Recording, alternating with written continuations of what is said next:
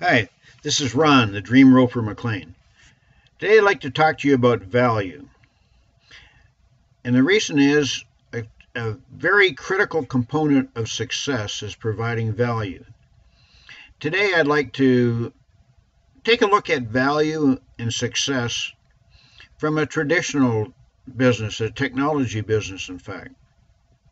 Going back in history, I remember when I worked at General Motors in the early 80s, we had computers introduced, and this was a Macintosh, I believe, and they had like built-in thermal printers, so you would could type out reports and whatnot and print out in this thermal printer paper, which didn't store real well. And you imagine it was early technology. What can I say? Now, back in the day, a group got together called Microsoft. And Bill Gates had assembled a group of people to develop an operating system. There was a need in the market. IBM was looking for an operating system to use on all their computers. Now, did Bill Gates go out and invent Microsoft? Back in the day, it was MS-DOS. And that was a improvement, if you like, or a commercialization of the DOS, which is a disk operating system. What the early computers ran on was called DOS. So Bill Gates, Microsoft, purchased a company that had the technology he needed to do what IBM needed done.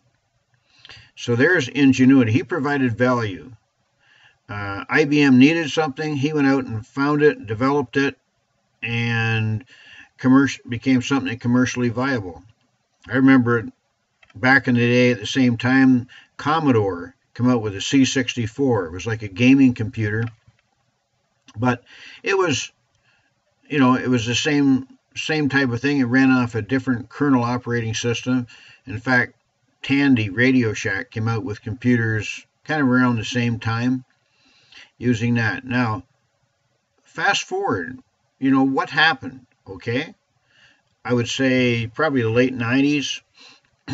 Microsoft took a look at the next stage of evolving and came out with Windows, which is more of a graphic user interface, a GUI as they say in the industry, and provided far more value to those folks that bought computers. At the same time, you've got Apple on a different path with their Macintosh operating system, and basically now there's two systems in the world, Apple and Microsoft.